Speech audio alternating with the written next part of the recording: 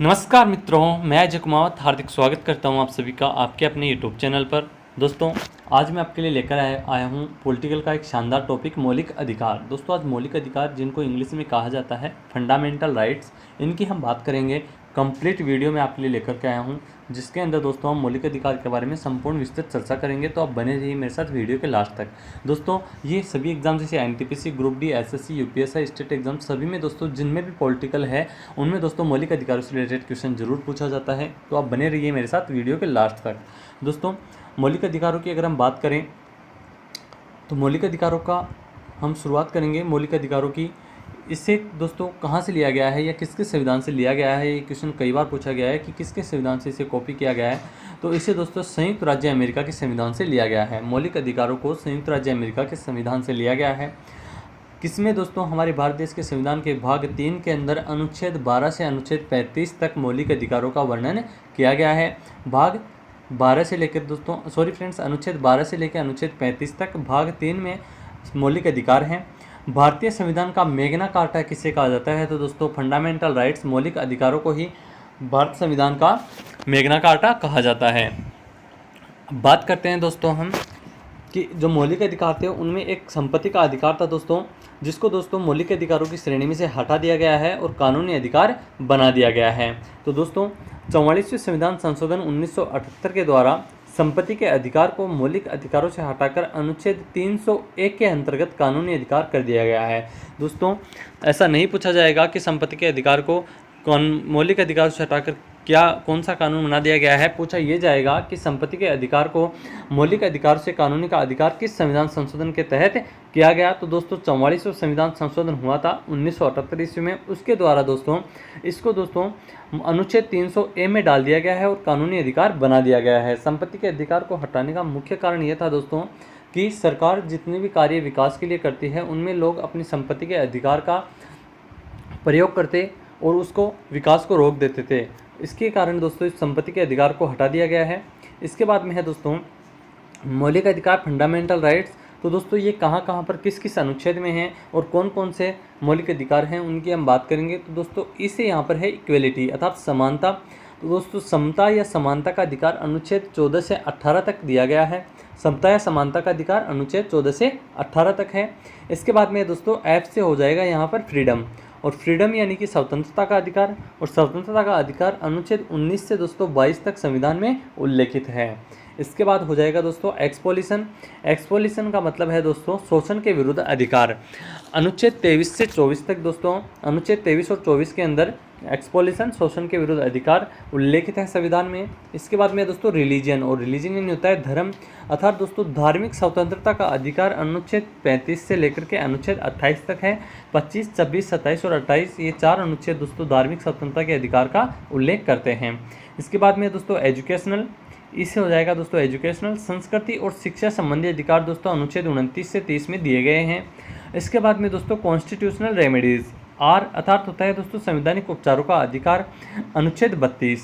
अब बात करते हैं दोस्तों हम पहला जो अधिकार है अपना समता का अधिकार या समानता का अधिकार, अनुच्छेद 14 से 18 तक दिया गया है। तो दोस्तों अनुच्छेद 14 क्या कहता है दोस्तों? विधि के समक्ष समानता, अर्थात कानून के समक्ष सभी समान रूप से होंगे। इसका अर्थ है दोस्तों कि कानून के सामने सब एक समान हैं तथा राज्य सभी व्यक्तियों के लिए एक समान कानून बनाएगा तथा उन पर एक समान लागू करेगा। अर्थात ये नहीं है दोस्तों कि कोई अमीर व्यक्ति है या कोई उच्च वर्ग से आता है तो उसके लिए कानून अलग न्याय करेगा, और कोई गरीब या किसी निम्न वर्ग से आता है तो उसके लिए कानून अलग से न्याय बनाएगा। ऐसा कुछ नहीं है दोस्तों। कानून विधि के समक्ष समानता है। अनुच्छेद 14 ये कहता है कि चाहे किसी भी प्रकार का अपराध हो, समान अपराध के लिए समान कानून होगा। इसका अर्थ है कि कानून सबके लिए एक समान है। इसके बाद में दोस्तों अनुच्छेद 15। अनुच्छेद 15 क्या कहता है दोस्तों? धर्म, नस्ल, जाति, लिंग या जन्म स्थान के आधार पर भेदभाव पर निषेध। अर्थात दोस्तों किसी भी व्यक्ति से धर्म, नस्ल, जाति, लिंग या जन्म स्थान के आधार पर भेदभाव नहीं किया जा सकता है। वो किस धर्म का है, किस नस्ल का है, किस जाति का है, या वो कहीं और जन्मा है तो उसके साथ अमानवीय व्यवहार नहीं किया जा सकता है। उसके साथ किसी भी प्रकार का कोई भेदभाव नहीं किया जा सकता है। तो दोस्तों राज्य के द्वारा धर्म, जाति, लिंग, नस्ल या जन्म स्थान के आधार पर नागरिकों के प्रति जीवन के किसी भी क्षेत्र में जीवन के किसी भी क्षेत्र में भेदभाव नहीं किया जा सकता है दोस्तों, ये कहता है अनुच्छेद 15। यह अनुच्छेद 15 हमें इस बात का अधिकार देता है, अगर हमारे साथ ऐसा कुछ होता है तो हम कानून की सहायता ले सकते हैं। इसके बाद में है दोस्तों अनुच्छेद 16, लोक नियोजन के विषय में अवसर की समानता। लोक नियोजन के विषय में दोस्तों अवसर की समानता अर्थात सभी को लोक नियोजन के जितने भी विषय या कार्य हैं उनमें सभी को समान अवसर प्राप्त होना चाहिए। तो दोस्तों लोक नियोजन से संबंधित विषयों में सभी नागरिकों के लिए अवसर की समानता होगी। अपवाद है दोस्तों यहाँ पर आरक्षण, अर्थात दोस्तों आपको पता है कि ओबीसी के लिए, एसटी एससी के लिए, ईडब्ल्यूएस के लिए अलग से आरक्षण व्यवस्था की गई है। तो दोस्तों ये आरक्षण जरूर इसके अंदर अपवाद में आता है, क्योंकि यहाँ पर होता है कई बार कि देखते होंगे आप ओबीसी के लिए अधिक परसेंटेज रहती है जबकि एसटी एससी के लिए कम रहती है, जनरल के लिए अधिक रहती है। तो दोस्तों ये एक प्रकार का भेदभाव है, तो ये अनुच्छेद 16 का एक अपवाद है। इसके अंदर वैसे तो दोस्तों लोक नियोजन के विषय में अवसर की समानता है, परंतु ये अपवाद बनता है यहाँ पर आरक्षण। नॉट पॉजिटिव डिस्क्रिमिनेशन किया जा सकता है। इसके बाद में दोस्तों अपना अगला पेज हम बात करें दोस्तों समानता के अधिकार में अनुच्छेद 14 से 18 की बात कर रहे हैं। तो दोस्तों पिछले 16 अनुच्छेद की हम बात कर चुके हैं। अनुच्छेद 17 है दोस्तों यहाँ पर अस्पृश्यता का अंत, अर्थात अस्पृश्यता का अर्थ होता है दोस्तों छुआछूत। ऐसा माना जाता है कि यहाँ पर निम्न जाति के लोगों से उच्च जाति के लोग अस्पृश्यता अर्थात छुआछूत का वो करते हैं कि हमें इसने छू लिया, ऐसा कुछ होता है, तो उसके लिए दोस्तों ये कानून बनाया गया है। इसमें अनुच्छेद 17 के तहत अधिकार दिया गया है। इसके अंतर्गत अस्पृश्यता, अनटचेबिलिटी इसको कहा जाता है। अस्पृश्यता को एक दंडनीय अपराध घोषित किया गया। आप किसी के धर्म, जाति, रंग के आधार पर उसे छुआछूत का भेदभाव नहीं कर सकते हैं। छुआछूत का भेदभाव समाप्त किया गया है दोस्तों अनुच्छेद 17 के तहत। इसके बाद में है दोस्तों अनुच्छेद 18। अनुच्छेद 18 के तहत दोस्तों उपाधियों का अंत किया गया है।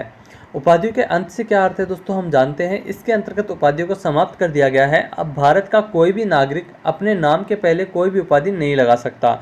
उपाधि कौन सी होती है दोस्तों, जैसे महाराजा, सुल्तान, बादशाह वगैरह, उनकी उपाधि हटा दी गई है। तो दोस्तों उदाहरण के तौर पर हम देखें, स्वतंत्रता से पूर्व कुछ उपाधियां थी जैसे कि महाराज, सुल्तान, बादशाह, राय बहादुर, इस तरह की सब उपाधियों को समाप्त कर दिया गया है दोस्तों। कुछ उपाधियां हैं दोस्तों जिनको लागू किया जा सकता है, वो भी हम जानेंगे। राष्ट्रीय पुरस्कार जैसे कि भारत रत्न, पद्म विभूषण, पद्म भूषण आदि लिए जा सकते हैं, पर इन्हें भी आप उपाधि के रूप में प्रयोग नहीं कर सकते हैं। इसके बाद में दोस्तों अपवाद स्वरूप जिनको हम उपाधि के तौर पर प्रयोग कर सकते हैं, नाम के आगे उनको लगाया जा सकता है, तो वो है दोस्तों एजुकेशन और आर्मी रैंक। जैसे कि दोस्तों प्रोफेसर प्यारेलाल, एजुकेशन में दोस्तों जो प्रोफेसर होते हैं वो।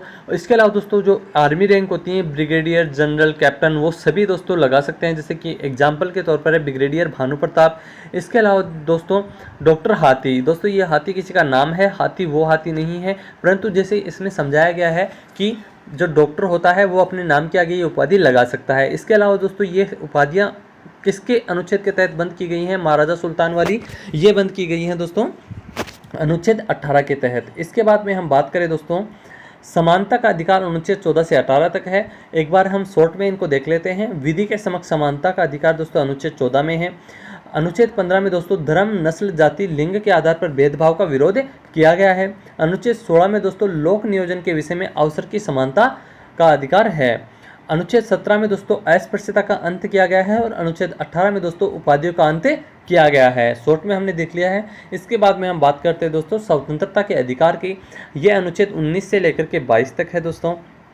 अनुच्छेद 19 की अगर हम बात करें तो अनुच्छेद 19 के अंतर्गत वर्तमान समय में हमें कुल 6 स्वतंत्रता के अधिकार प्राप्त है दोस्तों हमें, पर मूल संविधान में दोस्तों 7 तरह की स्वतंत्रता का उल्लेख था। मूल संविधान में कितनी स्वतंत्रता का उल्लेख था दोस्तों? 7। वर्तमान समय में 6 स्वतंत्रता का उल्लेख है और स्वतंत्रता का उल्लेख दोस्तों अनुच्छेद 19 के अंतर्गत आता है।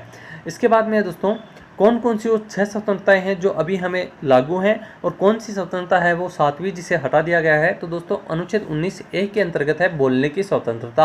आप किसी भी स्थान पर उचित तरीके से बोल सकते हैं, इसके लिए आपके लिए कोई रोक टोक नहीं होगी। इसके बाद 19(b) है दोस्तों सभा करने की स्वतंत्रता। आप कहीं पर भी बैठ करके, कहीं पर का मतलब है दोस्तों जहाँ पर सभा करने योग्य स्थान है, जो सभा के लिए उचित है, वहाँ पर बैठ करके आप सभा भी कर सकते हैं। अनुच्छेद C कहता है दोस्तों 19C संगठन बनाने की स्वतंत्रता। अगर आपका कोई दल है तो आप उसका संगठन बना सकते हैं। इसकी भी आपको स्वतंत्रता है। इसके बाद अनुच्छेद 19D है दोस्तों, देश में कहीं पर भी आवागमन करने की स्वतंत्रता। आप भारत देश में या भारत देश के अंतर्गत आने वाले क्षेत्र में कहीं पर भी आ जा सकते हैं, वहाँ पर घूम सकते हैं, इस बात का अधिकार देता है आपको अनुच्छेद 19D। इसके बाद अनुच्छेद 19E है दोस्तों, किसी भी क्षेत्र में निवास करने और बसने की स्वतंत्रता।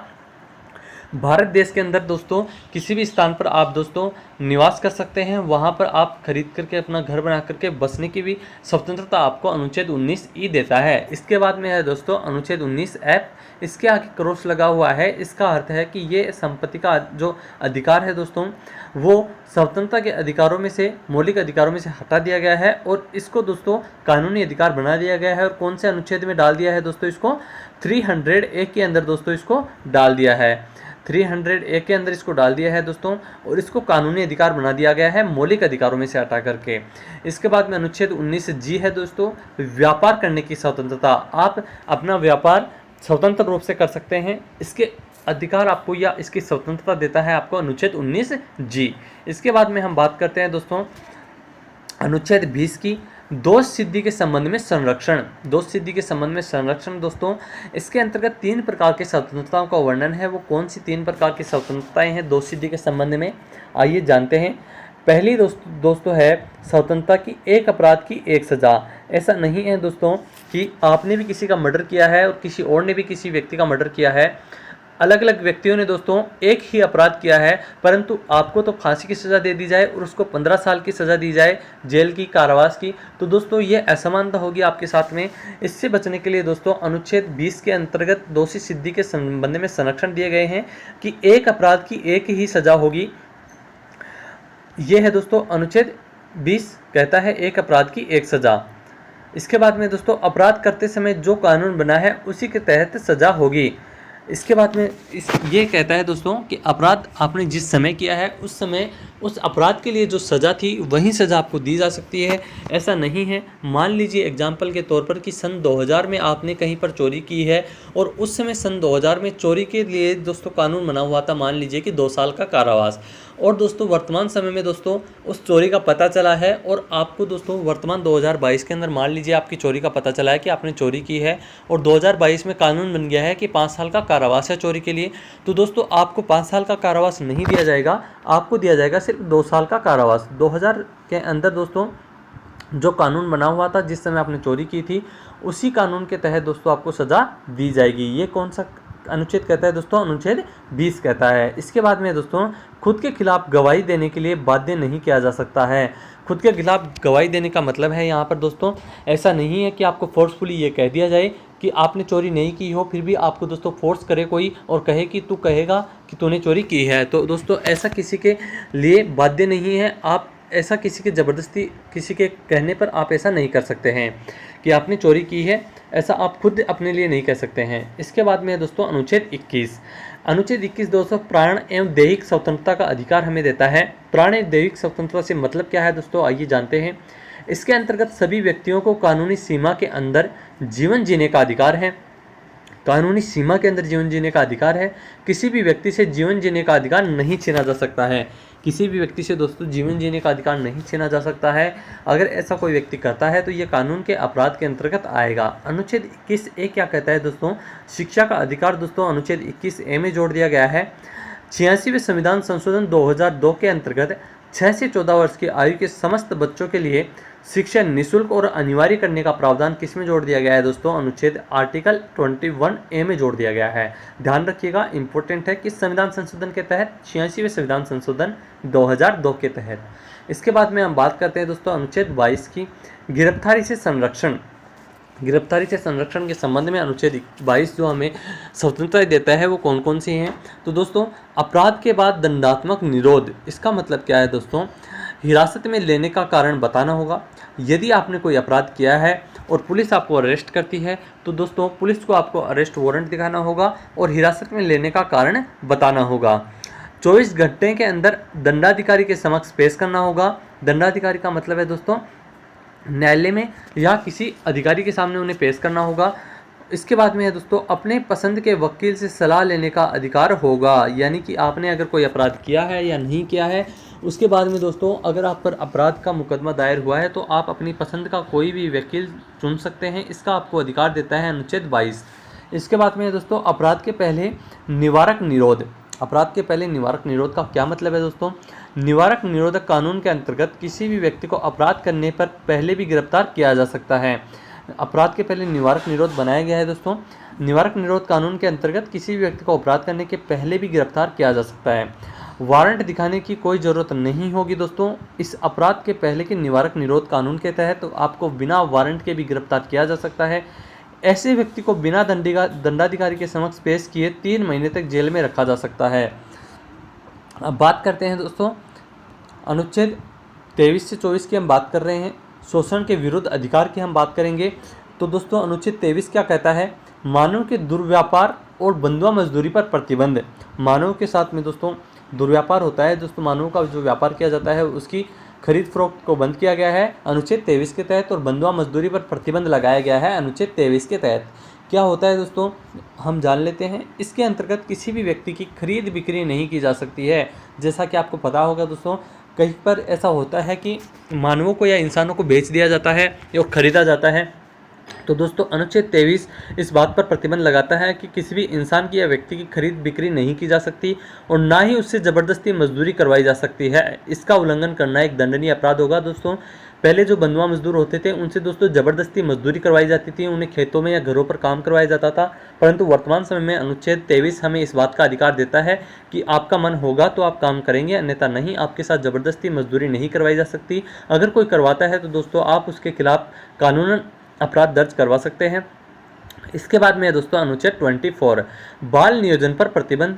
बाल नियोजन पर प्रतिबंध से क्या मतलब है दोस्तों? 14 वर्ष से कम आयु वाले किसी भी बच्चे को कारखानों, खाद्यान्नों या अन्य जोखिम भरे काम पर नियुक्त नहीं किया जा सकता है।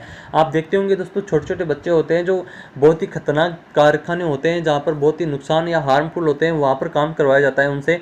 तो उन कारखानों या खाद्यान्नों या अन्य जोखिम भरे काम जो होते हैं उनमें दोस्तों 14 वर्ष से कम आयु के बच्चों को नहीं लगाया जा सकता है। दोस्तों चॉइस है जो इस बात का अधिकार देता है कि आप बालकों से 14 वर्ष से कम आयु के बालकों से ऐसा कार्य नहीं करवा सकते।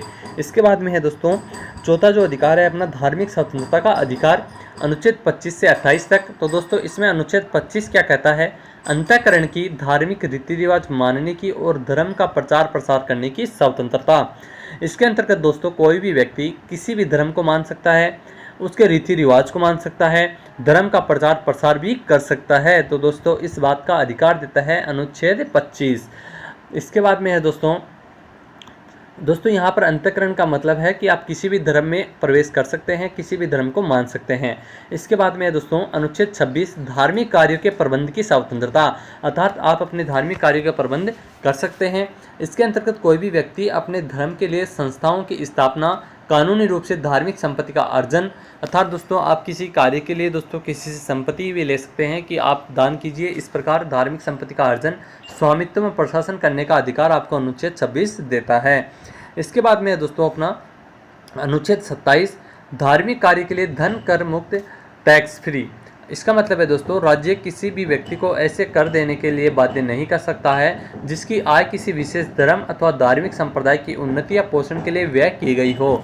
इसके बाद में है दोस्तों अनुच्छेद 28 सरकारी खर्चे से चलने वाले संस्थान में धार्मिक शिक्षा नहीं दी जाएगी। इसका मतलब है दोस्तों सरकारी खर्चे से चलने वाली का मतलब है दोस्तों जितनी भी गवर्नमेंट स्कूल्स हैं उनमें दोस्तों धार्मिक शिक्षा नहीं दी जाएगी। इसके अंतर्गत सरकारी खर्च से चलने वाले किसी भी शिक्षण संस्थान में कोई भी धार्मिक शिक्षा नहीं दी जाएगी। ऐसे शिक्षण संस्थान अपने विद्यार्थियों को किसी धार्मिक अनुष्ठान में भाग लेने या किसी धर्म उपदेश को जबरदस्ती सुनने हेतु बाध्य नहीं कर सकते।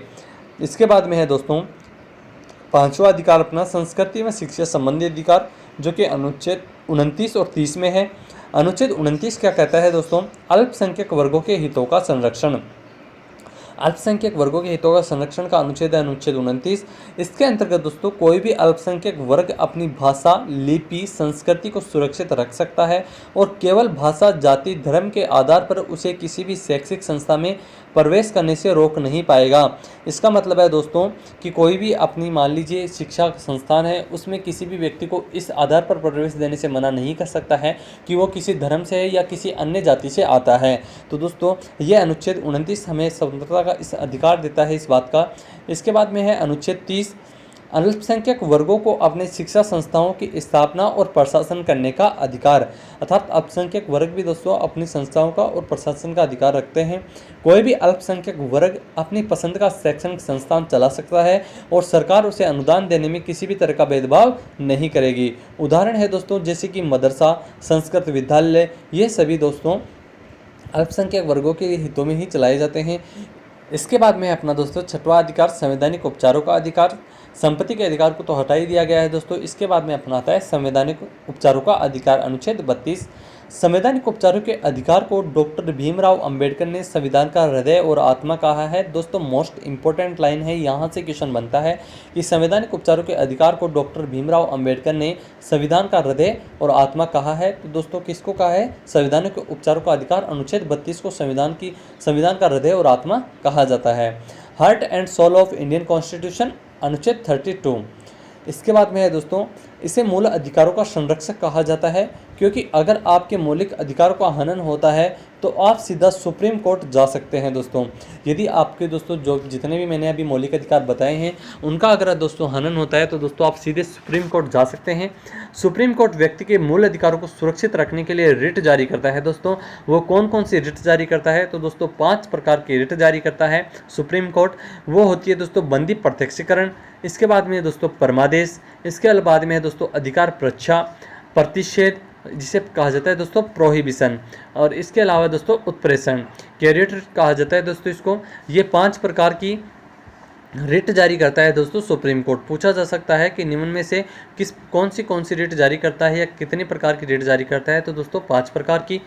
इसके बाद में हम बात करते हैं दोस्तों बंदी प्रत्यक्षीकरण की। हैबिस कॉर्पस इसको कहा जाता है दोस्तों इंग्लिश में। शरीर को प्रस्तुत करना इसका अर्थ होता है बंदी प्रत्यक्षीकरण का। इसका अर्थ है दोस्तों जब किसी व्यक्ति को यह लगता है कि उसे अवैध रूप से जेल में रखा गया है, तब सुप्रीम कोर्ट हिरासत में लेने वाले अधिकारी को आदेश देता है कि वह जेल में रखे गए व्यक्ति को निश्चित स्थान और निश्चित समय के अंदर उपस्थित करे, अन्यथा हिरासत में लेने वाले अधिकारी पर कार्रवाई होगी। अर्थात दोस्तों जो 24 घंटे के अंदर दंडाधिकारी के समक्ष प्रस्तुत करना होता है, शरीर को प्रस्तुत करना, अर्थात जिस व्यक्ति को गिरफ्तार किया गया है उसको अवैध रूप से तो गिरफ्तार नहीं किया गया है, इसके लिए दोस्तों बंदी प्रत्यक्षीकरण रिट जारी करता है सुप्रीम कोर्ट। इसके बाद में है दोस्तों परमादेश, मैंडेमस इसको कहा जाता है दोस्तों। जब कोई सरकारी अधिकारी अपने सार्वजनिक कर्तव्य अर्थात पब्लिक ड्यूटी का निर्वहन नहीं करता है, मान लीजिए कि कोई प्रोफेसर है सरकारी स्कूल का या कोई भी जो आपको पढ़ाता नहीं है और उसे उस पद के लिए नियुक्त किया गया है पढ़ाने के लिए और वो आपको पढ़ाता ही नहीं है, तो अपनी सार्वजनिक कर्तव्य अर्थात पब्लिक ड्यूटी का निर्वहन नहीं करता है, तो दोस्तों आप उसके खिलाफ सुप्रीम कोर्ट में जा सकते हैं और सुप्रीम कोर्ट उसके लिए दोस्तों परमादेश जारी करेगा। तब सुप्रीम कोर्ट उस पर रिट जारी कर सकता है और उसे अपने कर्तव्य का पालन करने का आदेश जारी करता है, अन्यथा उस पर सख्त कार्रवाई कर सकता है। इसके बाद में है दोस्तों अधिकार परीक्षा, को वारंटो इसको कहा जाता है। यह रिट तब जारी किया जाता है जब कोई व्यक्ति गैर कानूनी तरीके से कोई सरकारी पद प्राप्त कर लेता है। कोई व्यक्ति अगर गैर कानूनी तरीके से सरकारी पद प्राप्त करता है दोस्तों तो उस पर यह रिट जारी की जाती है।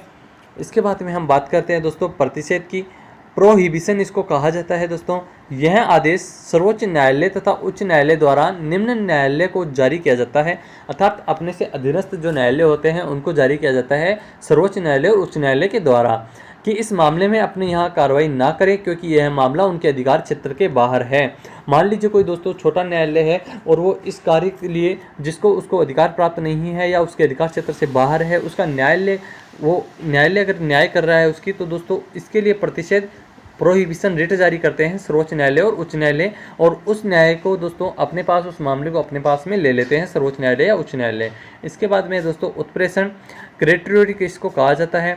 इसके अंतर्गत अधीनस्थ न्यायालय जहां पर मुकदमा चल रहा है उससे वरिष्ठ न्यायालय उसे आदेश दे सकता है कि उस मुकदमे को तुरंत लंबित करके वरिष्ठ न्यायालय के पास भेज दो। तो दोस्तों ये 5 प्रकार की रिट जारी करता है, जिनके बारे में आपको मैंने डिटेल से बता दिया है। तो दोस्तों आप वीडियो को लाइक कीजिए, शेयर कीजिए और चैनल को सब्सक्राइब जरूर कीजिए ताकि आने वाली वीडियोज़ का नोटिफिकेशन आपको जल्दी ही मिल सके। थैंक यू सो मच, मिलते हैं नेक्स्ट वीडियो में।